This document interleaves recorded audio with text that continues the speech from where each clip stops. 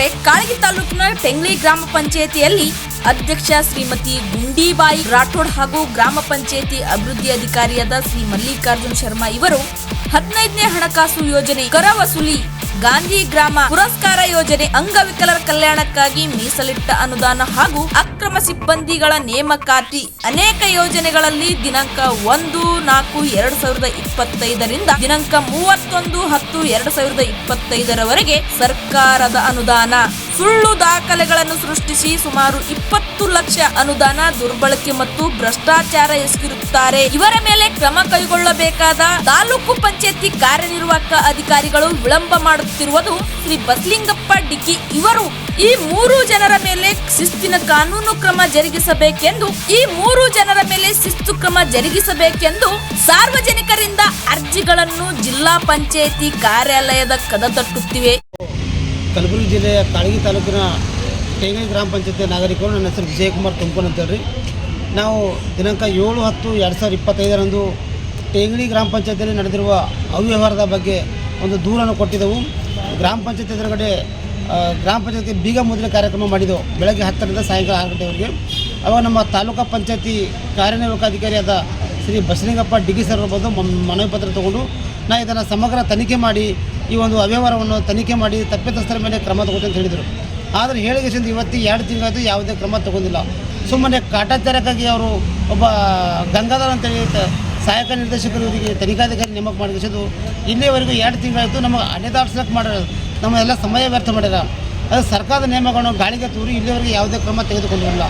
ಅದಕ್ಕಾಗಿ ಈ ಒಂದು ಭ್ರಷ್ಟ ಅಧಿಕಾರಿಗಳ ಮೇಲೆ ಕ್ರಮ ತಗೋದಿಲ್ಲ ಅಂದ್ರೆ ಇವರು ಅದರೊಳಗೆ ಶಾಮೀಲಾಗ್ಯಾರ. ತಾಲೂಕು ಪಂಚಾಯತಿ ಕಾರ್ಯನಿರ್ವಾಹಕ ಅಧಿಕಾರಿ ಶ್ರೀ ಬಸಲಿಂಗಪ್ಪ ಡಿಕ್ಕಿ ಅವರು ಸಹ ಅದರ ಶಾಮೀಲಾಗ್ಯಾರ ಅಂತ ನಮಗೆ ವೀಕ್ಷಕರೇ, ಸಂವಿಧಾನವು ಗ್ರಾಮ ಸ್ವರಾಜ್ಯ ಕನಸು ಕಂಡರೆ ಇಲ್ಲಿ ಅಧಿಕಾರಿಗಳು ಮಾತ್ರ ಹಣದ ರಾಜ್ಯ ನಡೆಸುತ್ತಿದ್ದಾರೆ ಎಂಬ ಪ್ರಶ್ನೆಗಳು ಕಾಡುತ್ತಿವೆ. ಕಲಬುರಗಿ ಜಿಲ್ಲೆಯ ಕಾಳಗಿ ತಾಲೂಕಿನ ಟೆಂಗ್ಲಿ ಗ್ರಾಮ ಪಂಚಾಯತಿಯಲ್ಲಿ ಈಗ ಇಂಥದ್ದೊಂದು ಗಂಭೀರ ಆರೋಪ ಕೇಳಿ ಬಂದಿದೆ. ಜನರ ತೆರಿಗೆ ಹಣ ಅಭಿವೃದ್ಧಿ ಬಳಕೆಯಾಗಬೇಕಿದ್ದ 15ನೇ ಹಣಕಾಸು ಯೋಜನೆ ಅನುದಾನ ಪಿಡಿಒ ಅವರ ಕೈಚಳಕದಿಂದ ಹಾದಿ ತಪ್ಪಿದೆ ಎಂಬ ಪ್ರಶ್ನೆಯಾಗುತ್ತಿದೆ. ಘಟನೆ ಏನಾಗುತ್ತಿದೆ ಎಂಬ ಪ್ರಶ್ನೆ 2020-21ನೇ ಸಾಲಿನಲ್ಲಿ ಮೋಟಾರ್ ದುರಸ್ತಿ ಮತ್ತು ವಿದ್ಯುತ್ ಬಲ್ಬ್ಗಳ ಖರೀದಿಗಾಗಿ 80,000 ರೂಪಾಯಿ ಕ್ರಿಯಾ ಯೋಜನೆ ತಯಾರಿಸಿದ ಹಣ ಬಿಡುಗಡೆ ಮಾಡಿಕೊಳ್ಳಲಾಗಿತ್ತು. ಅಚ್ಚರಿಯ ವಿಷಯವೆಂದರೆ ಅದೇ ಕೆಲಸಕ್ಕೆ ಅದೇ ಮೊತ್ತವನ್ನು ಮತ್ತೆ 2025-26ನೇ ಸಾಲಿನಲ್ಲಿಯೂ ಎತ್ತಿ ಹಾಕಲಾಗಿದೆ. ಅಂದರೆ ಸರ್ಕಾರಿ ದಾಖಲೆಗಳಲ್ಲಿ ಒಂದೇ ಕೆಲಸಕ್ಕೆ ಅದೇ ಹಣ ಮಾತ್ರ 2 ಬಾರಿ ಲೂಟಿಯಾಗಿದೆ ಎಂಬ ಗಂಭೀರ ಆರೋಪ ಸಾರ್ವಜನಿಕ ವಲಯದಲ್ಲಿ ಕೇಳಿ ಬರುತ್ತಿದೆ. ಏನ್ ಕಾರಣಪ್ಪ ಅಂತಂದ್ರೆ ಯುವ ಸಾವಿರ ನಾವು 14-15 ದಿವಸ ಮುಂದೆ ನಾವು ಕರ್ತಿದ್ದೀವಿ. ಎಲ್ಲಿ 3ನೇ ಬ್ಲಾಕ್ನಲ್ಲಿ 1ನೇ ಬ್ಲಾಕ್ನಲ್ಲಿ ಎಷ್ಟು ಪ್ರಾಬ್ಲಮ್ ಆಗಿತ್ತು. ನಾವೇನಪ್ಪ ಅಂದರೆ ಯಾರು ಪಂಚಾಯತ್ ಅಧಿಕಾರಿಗಳು ಏನು ಇದ್ದಾರೆ ಅವರು ಯಾರಿಗೆ ಕರೆಸಬೇಕಂತ ವಿಚಾರಣೆ ಇರಲ್ಲ. ಏನು ಪ್ರಾಬ್ಲಮ್ ಅಂತಂದ್ರೆ ಗೊತ್ತಾಗಲ್ಲ.